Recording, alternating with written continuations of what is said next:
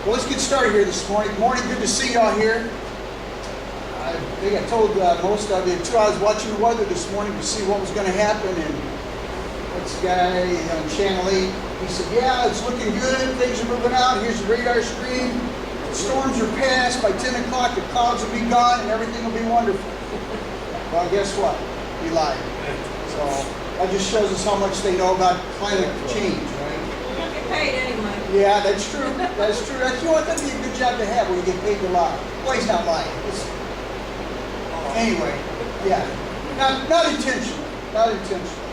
Anyway, it's sure good to see you all this morning. You guys are able to come out to our Tea Party meeting. So let's get started this morning. Stand with me. We'll say Pledge of Allegiance and have a prayer to get us started here. I pledge allegiance to the flag of the United States of America and to the republic for which it stands, one nation, under God, indivisible, with liberty and justice for all. Heavenly Father, we thank you for this day. We thank you for the rain you sent our way, because it's one of those things that we really need. Lord, we just thank you for that. I'm glad that we don't control that, because we really have to mess it up if we did. Father, now we pray that you be with us here this morning as we take a look at some issues and things that are pertinent to us in our country. Father, we pray for wisdom for our leaders, that they would be looking to you for direction in each and everything that we say. And Father, we just pray these things in your name. Amen. All right. Short agenda this morning, just a few items to talk with you about, maybe give you some things. I came across a couple of things during some of my research this week, things that aren't getting a lot of play, not getting a lot of talk on TV that I think are important, things that we need to watch for. We'll have a little bit of an update on Common Core here in Indiana as it pertains to Indiana. We'll take a look at our path forward. What are we doing? Where are we headed? Take a look at some of the election results this year, and coming forward with the election in the fall, and some other things that we have there, and give you an opportunity to maybe give us some information, talk about some things, or answer questions that you may have, or bring up questions, things that we need to be aware of and look at in our community and in our country. So let's start out first with the election results. Actually, to be real honest with you, I think the election was kind of a yawner this time. Not a lot of things going, at least just yet. Some of the more important ones will be coming into the fall as we elect some of the folks there. This is a primary election, so Republicans and Democrats, no real surprises on anything locally anyway. Last meeting, we had a couple of people running for state offices that were here. One of them was a guy named Chip Perfect. He was running for state senator in this part of the state against some other candidates, Bill McDonald, and I can't remember the other one. I think there were 3 candidates. At any rate, Chip Perfect won the election, so he'll be the representative on the Republican ticket to replace Johnny Nugent south of here. What we'll do is we'll try and get him back now that he's the candidate running, and get a better idea, understanding of where he is on some of the key issues as they relate to our state. Some of these MP ran unopposed, Randy Fry unopposed, so they were there. Statewise, candidate state senate for Chip will be running against a lady out of North Vernon who won there on the Democrat side. So we'll be keeping an eye on that and bring the report as more and more of their policies, platforms, and things become available to us, and we can relay that as well. Right now, there's not a whole lot of information out there with them. Most of the incumbents won locally, so we want to keep an eye on that. Again, we got the prosecutor. That's an office I'm not 100% aware of or sure exactly what is all entailed with that one. So we may need to do some research there. But Nathan Harper, a young guy on the Republican side, is running. He's not got a lot of experience with it, but he's running on the Republican side. A guy named, I think his first name is Chris Tebby. He's running on the Democrat side there with a little bit more experience, knowledge, understanding of things. So we'll be watching that. I think that's going to be locally anyway. One of the campaigns to watch. Sheriff Steve Snyder on the Republican side got the nominee here in Decatur County for Republicans, and Greg Allen, the incumbent, got the nod on the Democrat side. So just keep your eyes and ears peaked and open for some of those things that are happening and coming there in the months ahead. And while I'm talking about that, first weekend of June is the GOP caucus up in Fort Wayne. I'll be going as one of the representatives from Decatur County for that. At that caucus, there are a couple of offices statewide that are nominated by the caucus. That's why you didn't see them on your ballot this time when you voted. One of those is state treasurer. We happen to have one of the candidates running for that at our last meeting. Don Bates Jr. was here with that one. State auditor is another one that's determined at the caucus.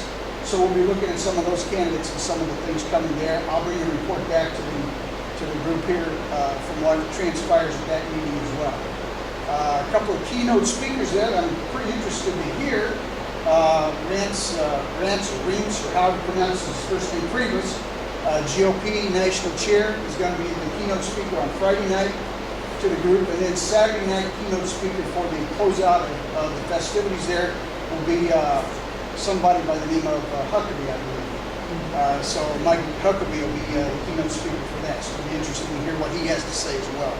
So just a few things that are happening local, and probably after that then we'll start to see things start to tick up a little bit and get moving with that. So those are things politically anyway that we have that I'm aware of right here, right now.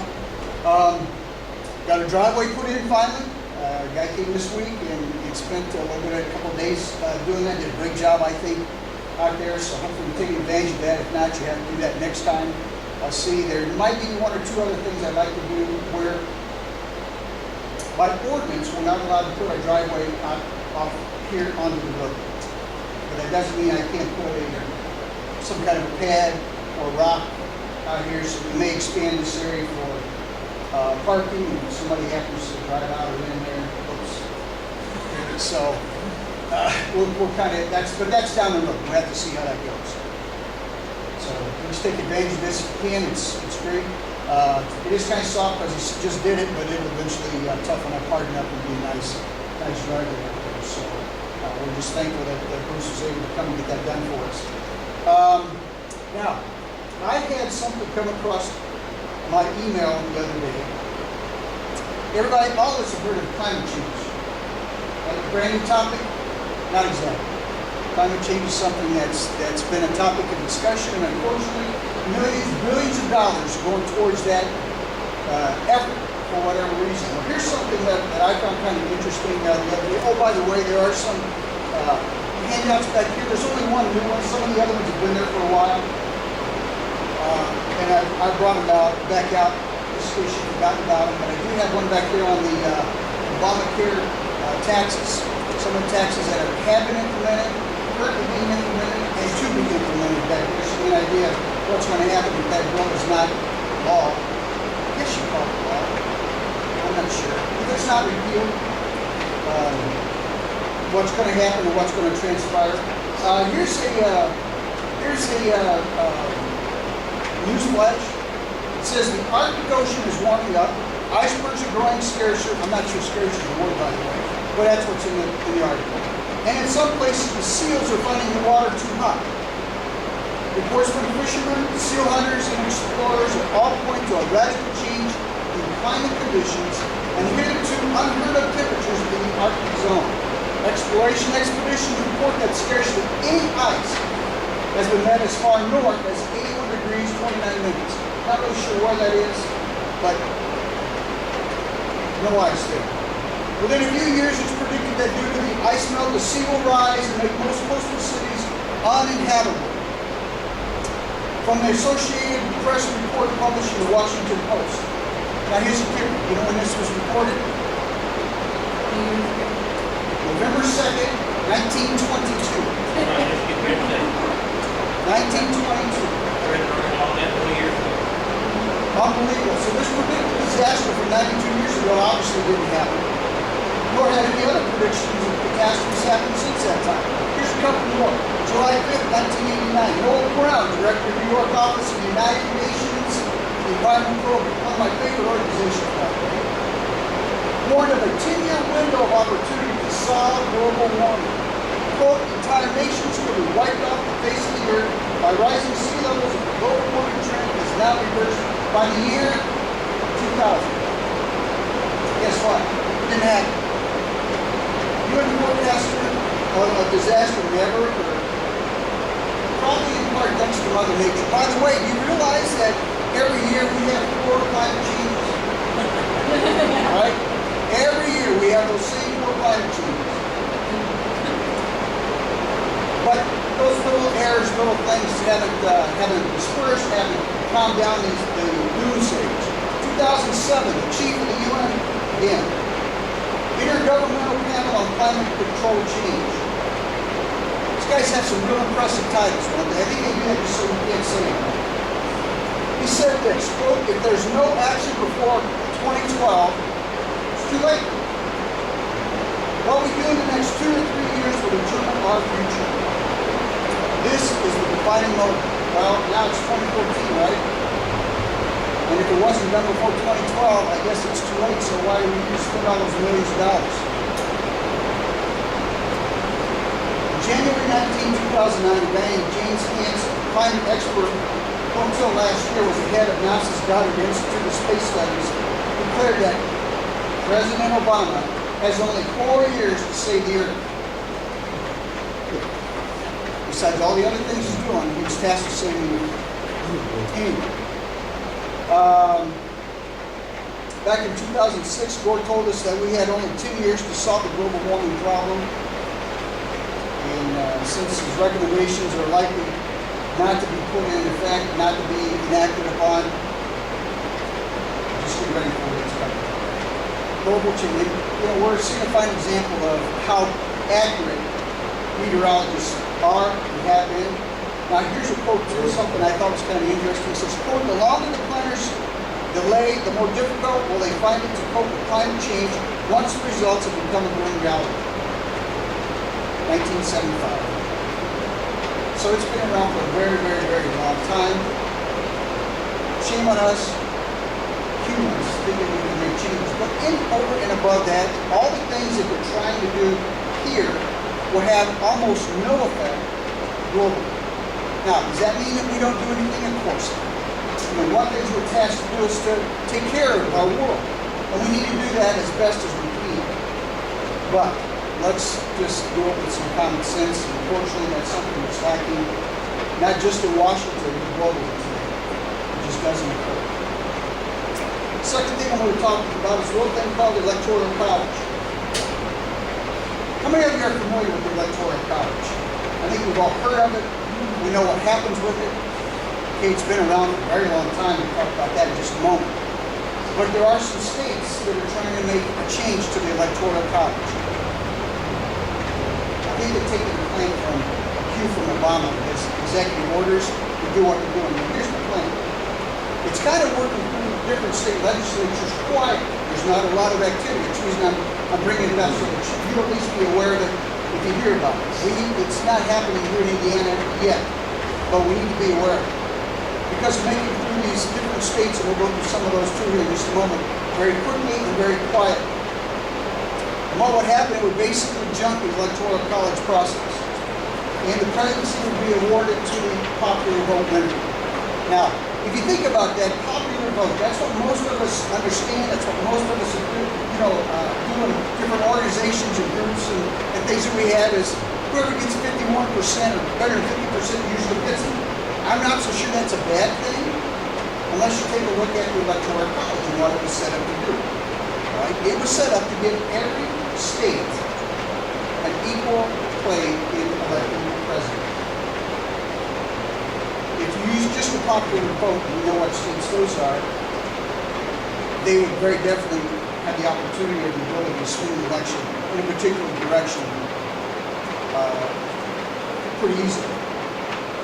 But this plan involves something called the Interstate Compact, which where states would commit to select electors pledged to vote for the national popular vote winner regardless of how their own state election would come out. In other words, here in Indiana, we might elect a guy with an R after his name.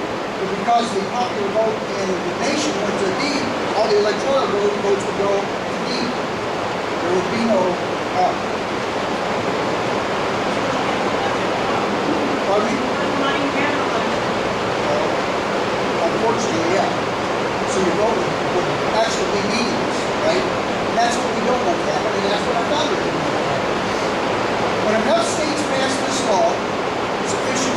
to the need of 270 electoral votes, then it would take effect. The electoral college would become a thing of the past. In fact, so far, 10 states and the District of Columbia have joined this group. They've already passed it. Their states have already said that's what we want to do. Here they are. You might recognize some of these states: Maryland, New Jersey, Illinois, Hawaii, Washington, Massachusetts, like I said, Washington, D.C., electoral votes, Vermont, California, Rhode Island, and New York. Those states have already passed that and moved in that direction. Como, the governor of New York, signed is called in their state the National Popular Vote Compact. I'm not sure if that's going to be the national thing, but that's what they call it there. National Popular Vote Compact. They have 29 electoral votes in New York. Basically, he told them, we don't really use this. Quote, with the passage of this legislation, New York is taking a bold step to fundamentally increase the strength and fairness of our nation's presidential elections. Think about that. Fundamentally change the fairness of our national presidential elections by taking your vote, whoever you vote for, give it to whomever they want. That's one popular election. Does that make sense? Now, our founding fathers during the Constitutional Convention in 1787 set up the electoral vote. The electoral vote establishes the President and Vice President of the United States via the Electoral College. The electors are chosen by popular vote on a state-by-state basis. And they cast the winning votes in the end. Now, it's already passed one house in these states, so there are more states that are doing this. By the way, I had not heard of this until I just kind of happened across this, and it piqued my attention. Here are the states that it's already passed one house in, moving towards completion: Arkansas, Colorado, Connecticut, Delaware, Maine, Michigan, Nevada, New Mexico, North Carolina, and Oregon. These states, plus New York, add up to 107 votes. Out of all the states collected now, if you take all those and put them together, it comes to 242. Keep in mind, they only need 270. And then they wouldn't need the caucus or two-thirds majority or anything else. It's done. By effect, soon effect, they've done it in around our process, the due process of what our electors have set up. Now, who's pushing this? Well, take a look at these states. All those ratifying these have voted for Obama in the last 2012 election, and 8 of these 10 that I just mentioned here went that way too. Now, here's the really scary part. This movement is funded in part by an organization called Center for Voting Democracy. That sounds great, doesn't it? Voting democracy sounds real impressive, and that's something we all should be aware of and support. Democracy, we certainly do. Until I found this next bit. This organization is funded by our buddy, George Soros. Anything that has George Soros' fingerprints on it, hand on it, anywhere, is not good for America. Okay? Keep that in mind. So that's who's funding this group. That's who's really pushing this group forward. So, why are basically Democrats pushing this plan? Democrats usually see a smaller percentage of their people go to the polls than Republicans do, generally speaking. Except in the larger areas, communities, and that's when they get them out, they bust them, they offer them things, you know how it works. Under the electoral vote system, if you're writing jobs to get a high turnout in places like New York, or Detroit, or Washington, in the state of Democratic, because most of those states are blue states. So why bother? So they don't have the workers fight. They don't have to spend as much money. They don't have to prove their things. But they get the changes to vote as well. Right now, the biggest cities, the ones most firmly Democratic controlled hand states, Washington, D.C., New York, Detroit, Chicago, San Francisco, and goes on and on. In addition to the one they could get a little bit of information from the immigration, and that was the immigration report. I heard a gal last night talking to what's the big she's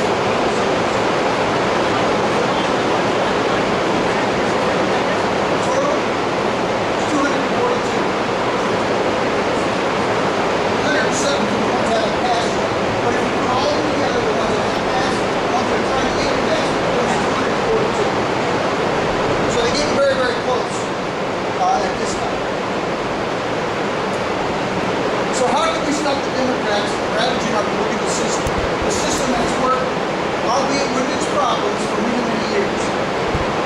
Well, some of the key battles are coming up in Arkansas and North Carolina. Those two states we could probably do something with. In both states, one house has already passed this compact. Republicans need to stay firm and not allow this to happen. A couple other states to look at are Minnesota and Wisconsin. Those are coming up too. There's a chance of stuff in there as well. And we need to be aware of it here in our state to make sure it doesn't happen. This is an awareness thing for us. Or if you happen to see something in the email come across, you know what they're talking about and what's happening with it. A lot of things depend on that. One of the most important things that depend on that right now is our democracy. We have to maintain our democracy as much as we can.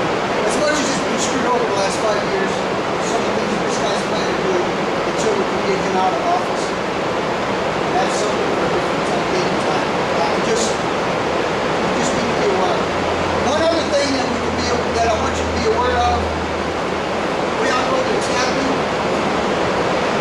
It has happened right from the beginning.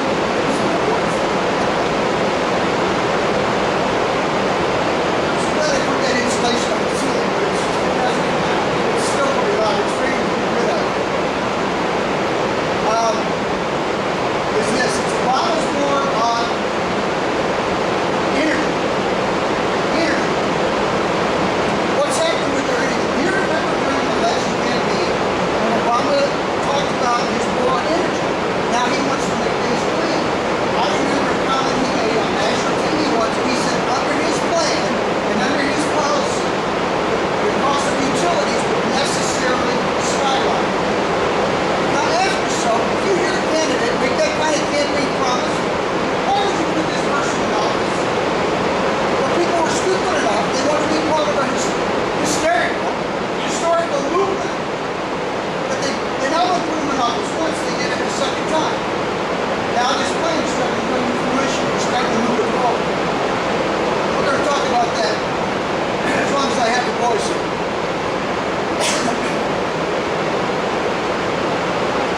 We have to keep in mind too that a nation without an adequate energy production is a nation in decline. And that's exactly what this president, this administration is trying to do. He's trying to get us to come up here where we're a superpower, an exceptional country, to something that's more common because it's equitable for everybody. It's also nice to know that the U.S. has a huge coal supply, large resource. There's enough reserves to supply us for hundreds of years to come. The other thing that's important to note is that we can also use that as an export to bring down our deficit. Countries like Japan just increased their usage last year. Also, Germany is another country that's increased their usage of coal. It's the highest amount of coal they've used since 1990. So theirs have increased a lot. And also two other countries that are becoming a major player in the world today in industry, China and India, have also increased their use of coal. So why is coal unwelcome in the U.S.? If all these other countries that are coming to the new industrial revolution, if all these other countries are using it, why are we trying to cut back on it here? Well, for everything I can see, the only answer I can find is because Obama said so. Sad, but true. And that's the thing that's really irritating about this whole administration is that nobody seems to challenge what he says, what he does. I had an interesting conversation with Luke Messer about that very thing a couple of weeks ago when I had our pre-head coffee. It's frustrating. It's frustrating to a lot of those folks as well. On April 15th, just a few weeks ago, the White House had what they called a solar summit. Do you know anything about it, by the way? News didn't cover it. Solar summit. It was done to continue the promoting of subsidies for solar panels, solar energy. We've done such a great job of that before. Our administration has announced another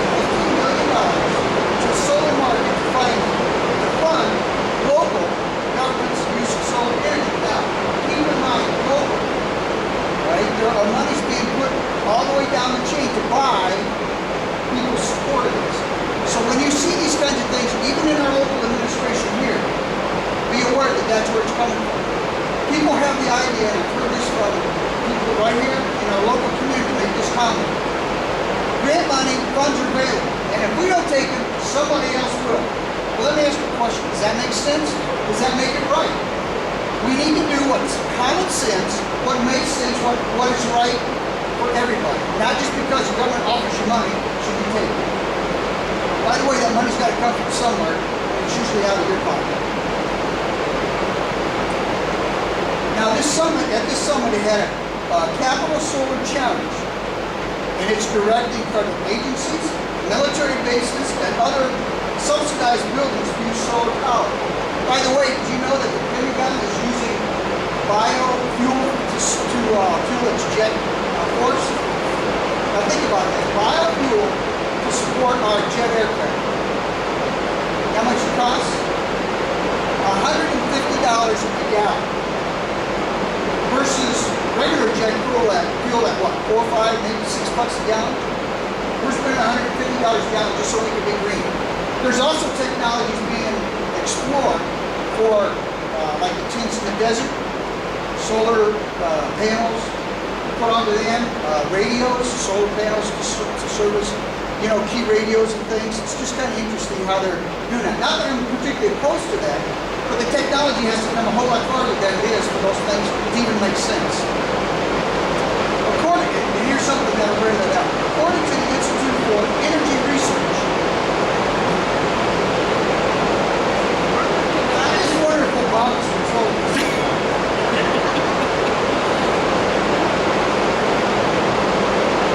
I'm glad the brain's moving out too. Anyway, according to what? Yeah, I guess. I maybe should mention it.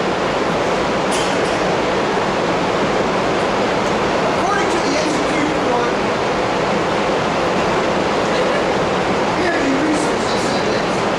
Solar energy provides 0.2% of the total energy consumed in the United States. 0.2%, that's 0.2% of 1% of the energy that we have. While the amount of solar electricity capacity in the U.S. has increased in recent years, it only accounts for 0.1% of net electricity generated, at least among the renewable resources. There are other things they could use, hydroelectric energy and so on, concentrate on solar. So in addition to the billions lost in places like Solyndra, our textiles are failing. Obama is using the power of federal government to restore life for this unpredictable, by the way, the sun only shines during the day. And it certainly doesn't shine on days like this when it's raining. Right? So it is unpredictable. In addition to that, the solar farms have many, many acres to do. I heard on the TV the other day one of these solar farms was casting such a reflection that they had to divert aircraft around. Now they're looking at the solar farm across the reflection of these things. So there's lots of unforeseen things that happen as well.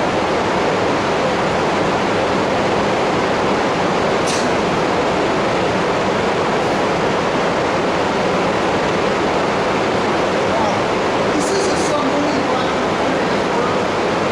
here, although the three people that runs on liquid energy, whether it's oil, coal, natural gas, they always find an excuse to oppose mining or non-natural. There's always something wrong. It's a direct attack on the provision of energy, fuel by any source that America needs to function and meet the needs of its population, manufacturing, and any other uses that there might be. The most recent example of this, we all heard about this one, is the further delay on the Keystone Pipeline. Why? There have been a number of studies, including 3 federal ones, that say minimal or no impact to the environment. But Obama continues to put it off.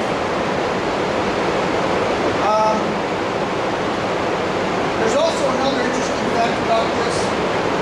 Burlington Santa Fe Railroad owns all the rail lines in the U.S. connecting Western Canada with the refineries in the West where this oil is going to. So basically they own about 80%, maybe more, of the crude that goes from Canada. It's pulled out of the Canadian ground right now and sent to the refineries there in the Midwest, Mexico, earning quite a bit of money by it. You know who owns not Soros. A guy named Warren Buffett. Now, isn't it amazing that he has connections not just to the White House, but many other Democratic nominees as well? And this generates about $2 billion a year for that company. Profit. So, as you can see, nothing is really as it seems. There's always some connecting something somewhere that gives you pause to question why. What is this all about? And it all goes back to money, doesn't it? Now, this is what the Sierra Club is telling its members and supporters recently as April 21st. Quote, Keystone XL means cancer. It means wolf blood spill. And it's nothing short of a climate disaster. All those things are lies. Again, there have been at least 3 federal studies that indicate differently, as well as numerous private ones. Keystone's become a political issue, like just about everything else that's said or done. The announcement by the Obama State Department that gives its agencies additional time to prove its construction due to ongoing litigation is just ridiculous. There have also been 11 Democratic senators who have written a letter to the president urging him to make a final decision by the end of May on the Keystone Pipeline. 11. Coincidentally, some of them will be up for re-election in November. Now all of a sudden it's like, hey, you know what, this might be important. Even Congress, though, seems incapable of overruling or overcoming anything that Obama's done, particularly war on energy. In early April, the Bureau of Land Management, which by the way has been in headlines a lot lately, released new data showing that the federal onshore oil and natural gas leases for drilling permits are at the lowest levels in more than a decade. Now, if I remember right, during the January commercial that Obama gave to the State of the Union, he said that leases and drilling was up. We'll produce some more oil. But this says something different by his own people. Okay, it's the smallest area since records began being maintained in 1988. So it continues to cut back as the federal government grabs more and more land to put those things off limits for people to drill.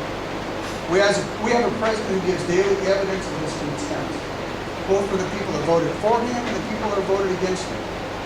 And this anti-energy agenda impacts the creation of jobs, causes manufacturing to delay expansion, or worse yet, to go offshore. Reduces revenues of the government that the government needs for its debts and deficits, which continue to go up, and drives up the cost of energy for all of us. By the way, did you hear the most recent push from Washington now is to recreate or to reestablish toll roads for the interstate to pay for infrastructure? I thought that's what the stimulus money was supposed to be used for, right? Didn't happen. So now they're looking at increasing gasoline taxes. They said, well, it hasn't been increased in 20 years. Well, 18 cents of each dollar that you spend on gasoline goes to the federal government for our roads. What's the accountability of that? Where's that money being used? Now they're talking about raising another 10 cents by the way. I think it's 10 to 15 is what the number I saw, but at least 10 cents.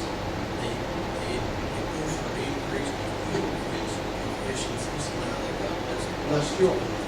That's where those unintended consequences are.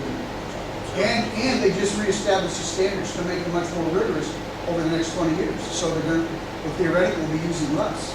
Yeah, it's insane what they want to do. But that's like most things in this administration. They talk, and then they have to figure out how to do whatever it is they say. It's just like we speak it, and it's so. By the way, he's doing all these things in one of the richest energy resource nations in the world. We have lots and lots of energy resources here, but he's handcuffing the people that can do it and get it out for us. So that's just one of the things. Now, I have one more thing to talk with you about this morning, and this is something that I think all of us need to be really, really concerned of. It's something called constitutional free zone. Constitutional free zone. Heard of that? Well, I just did find this one. And this, I wasn't going to put this in here, but it's just, we have to. It's sad to see what's happening with our government in recent years, right? I mean, there's lots of things that they've done with all the inaction of our Congress, with the action of the president that's just insane. Slowly but surely, our rights and freedoms are being taken away. Each and everything that happens, little by little, it happens. Now, if you're like me, you thought our Constitution will protect us from those things, and it will if the Constitution is used. But there's an effort to go around it and not use it. After all, it was written to shield Americans from the abuses of government. That's what we rebelled against Great Britain for, some of those abuses. But believe it or not, there are places in this country where the Constitution doesn't apply. It's just thrown completely out of the window. Fox News reports this. A federal judge has put forward a decision upholding the federal government's practice of suspicion-less searches of laptops, cameras, cell phones at the border. Any port of entry. There are two things wrong with this statement. First, federal judge supports that, all types of searches. And second, that this is ongoing practice by our federal government. Our federal government. Wow. I think Americans are justifiably becoming increasingly surprised and even outraged by the extent to which the national security state seems to be monitoring and collecting information about us all. That's from ACLU attorney, Catherine Crump. She goes on to say this. We think that having a purely suspiciousless policy is wrong because it leaves border agents with no standards at all to follow. That opens the door that people will be targeted for inappropriate reasons. You think? Did you see the one the other day where the TSA frisked a 3-year-old? Come on. Anyway. The ACLU sued, claiming that this expansion of search powers under Obama posed a danger to the lives of ordinary Americans. I think I'd agree with that, especially since the administration claims it has the right to inspect items not just at points of entry, but checkpoints hundreds of miles away. And the ACLU are the ones who coined this phrase, Constitution-free zones. There's another individual here. He's got an Italian name, and I'll really butcher it. I tried saying it, and I just can't get it. So I'm just going to call him Anthony G. He points out this. He says the zone around the United States expands, now get this, 100 miles. It includes 197 people, 100 miles from the border. So wherever the border of the United States is, 100 miles in, the federal government can stop you and search you for no reason. 100 miles. That also includes international airports, by the way. 100-mile radius around international, like in our airport here in Indianapolis, Cincinnati. He goes on to ask this question in his report. He says, why is the media covering this? I haven't heard it on any of the media, radio, TV, none of it. I haven't heard it any place there. These zones where anything of yours can be searched for any reason without having to have cause is an ongoing Department of Homeland Security policy. Now, it's all done for our safety. It's all done on the guise of protecting us. Okay? But my question is, why doesn't any of the news media find it newsworthy? Anytime they can stop and search whatever you have on your person, for any time, for anything. It's a direct violation of the Fourth Amendment. By the way, here's what the Fourth Amendment of the Constitution says. Number 4, it says this: the right of the people to be secure to their persons, houses, papers, and effects against unreasonable searches and seizures shall not be violated. No warrant shall issue but upon probable cause, supported by oath or affirmation, and particularly describing the place to be searched and the persons or things to be seized.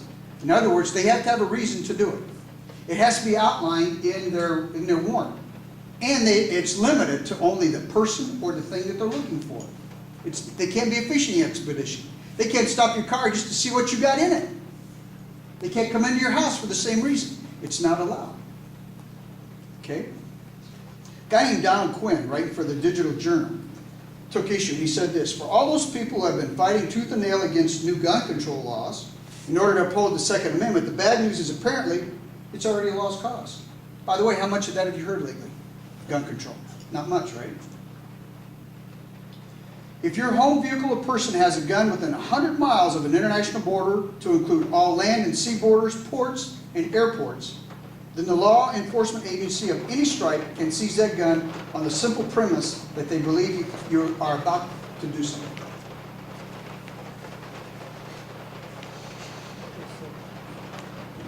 Now, without being called an alarmist, and I certainly don't want to be called an alarmist, we need to understand that the stripping of the Fourth Amendment rights from us in these constitutional zones is a threat. It genuinely is. These are the things that we have to be aware of and we have to watch. Because they happen so quickly and easily. Here's one we didn't even know happened. I'm not even sure how they are allowed to do this. At what point did our Constitution change? At what point was the Fourth Amendment changed? And as far as I can tell, as far as I can find, it hasn't. There's no reason for that. Now, just so that you know, I'm not just pulling this out of the air. Here's a story for you that happened this past December. It's a guy named, another immigrant, I think. His name is John Philippides. Okay, it's Greek. I probably butchered that too. So, John, I'm sorry, but I did my best. John and his family were pulled over, searched, and detained on the side of the road for about 90 minutes in Maryland this past December. The officer from the Transportation Authority Police, how many of you ever been pulled over by Transportation Authority Police? I see them with, pulled over truckers occasionally to weigh them and things, but never personal cars. Well, here's one who did in Maryland. He pulled over their family for a supposed traffic violation, but the fact that they weren't speeding, they weren't weaving in and out of traffic, there were no infractions apparent, kind of pulls that into question. What followed was an ordeal where a police officer tried to get the husband to disclose the location of his handgun. Now, he's from Florida, this is Maryland, and this is a Maryland Transportation Authority police officer. How would he know to pull this car over and ask him about his handgun?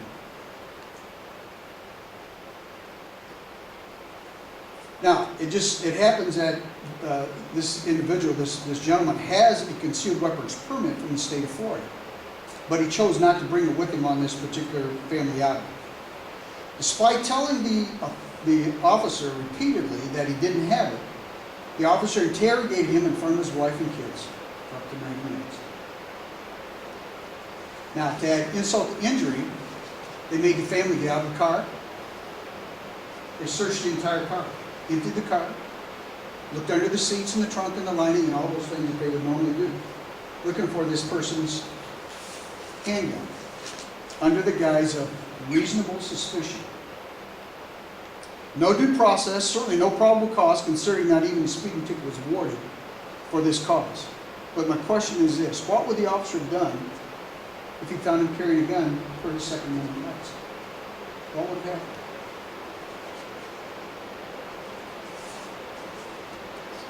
And again, how did he know, how did this police officer know that this man from Florida had a concealed carry permit? Now, this is really going on right here in America. It's happening. I'm not usually on the ACLU side on things. We normally take a different approach to things, but I got to agree with them on this one. This is definitely not right. This is not what we should be aware of. So if we lose our protection under the probable cause portion of the Fourth Amendment, what's next? So the government's supposed to serve the people, not the other way around. If we keep forfeiting our freedoms for the name of security, guess what? We don't have any. And that's what Benjamin Franklin said a number of years ago. You need to be very careful. And I want you to be aware of some of these things here this morning, because they're not being talked about, covered anywhere. No place do you hear these things. It's kind of scary when you think about it. Okay, now, let's bring it home a little bit. We'll talk here in the state a little bit about some things going on here. Something we talked about a couple of months ago, Indiana Common Core. A lot of things have happened with that since we've talked that. Keep in mind, Indiana has a great opportunity to implement some educational standards that are, quote, written by Hoosiers for Hoosiers and are uncommonly high. That's from Governor Mike Pence. One option for doing this would be to readopt Indiana's prior state standards. Before the advent of the No Child Left Behind, and by the way, we'll talk about that here in just a moment because something just came out of that within the last couple of days.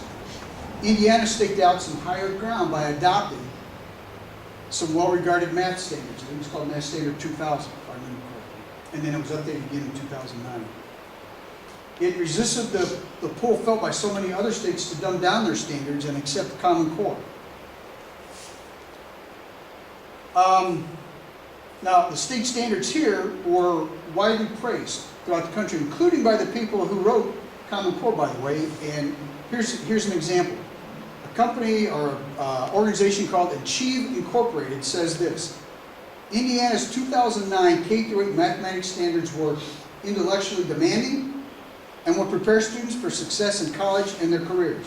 The Fordham Institute, who is a proponent of Common Core as well, gave Indiana's English standards a grade of A and said that they are, quote, clearly better than Common Core, unquote. It also noted that the quality of the math standards they gave an A were equal to that of the Common Core. I think they're better than that, but that's what Fordham attested to. It goes on to say Indiana's standards are clear, specific, rigorous, and include nearly all the critical content expected in a demanding college prep curriculum. Indiana's math standards are well organized, easy to read. They cover nearly all the essential content in both elementary and high school. You just got to ask yourself, if that's the case, why do we need to change it? Why do we need to adopt something else? Regrettably, though, in 2010, Indiana State Board of Education followed the crowd, bowed to the pressure, and adopted the Common Core standards. New election. Governor Pence came in, and he moved very quickly to bring control of these back to the state and eliminating Common Core. But as I said, we have a chance to reclaim its position as having some of the most rigorous standards in the country. And all we have to do is simply replace them with what we already have. Now, under his leadership, Indiana became the first state to opt out of Common Core. Now, because of that, though they've come under some recent pressure from the federal government, where they stand to lose some federal funding if they don't prove some things. Now, I'm not sure how you prove it, outside of taking a look at the scores, taking a look at what people have said in the past that know these things. Okay? So we'll have to see where that goes. I'm a little concerned about what I've read and what I've seen, the reports on the standards that they've adopted. Here's a letter from a group called Hoosiers Against Common Core. And they sent this letter to Indiana Education Roundtable, which is the group that Governor Mike Pence put together to reestablish the education course here in Indiana. By the way, just let me say this too about Common Core. Common Core is basically a college prep standard. Not everybody's cut out to go to college. Okay? We need to not lose track of that either. We need people that aren't necessarily college bound. Okay, I'll read you just a couple excerpts from what they said, and then I'll shut up and let you guys have the floor for a few minutes. Here's what they said. On behalf of many parents fighting for the adoption of quality standards for Indiana, we respectfully submit this letter, relevant documentation to the members. We'd like them to be, the Common Core standards to be, the new Common Core standards for Indiana to be rejected based on their poor quality and view their adoption as a step backwards for Indiana students. In other words, they agreed. The guys that had done this, are going to take a look at this and basically just change a few of the things and re-implemented some of the Common Core. These people find that out and they're asking to not do that. Historically, standards are presented to the roundtable after a comprehensive analysis of the final draft with recommendations from local and national experts. So they get input from a lot of different people on these things. According to a statement from Claire Faden Green of the Associated Press, no analysis is planned for the final draft. And she described it as substantially different than previous drafts expected by both public and national experts. So they're trying to push through this program without a final inspection of what was called out. Several national experts who officially reviewed draft 2 of the standards for the state have independently completed an analysis of the final draft. Although agreement among experts is often hard to reach, the large number of errors lack of content of this new and final draft have resulted in a unison opinion. The adoption of standards is an ill-advised move. And here's what some of those comments are.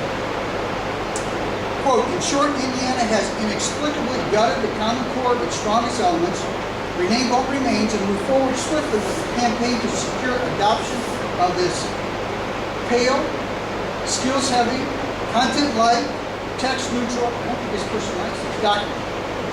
The Indiana Department of Education appears to have built standards that give the illusion of substance without the foundation they need to drive teaching and learning. And this is from a person named Kathleen Porter McGee. She's a senior advisor for policy and instruction at the College of Education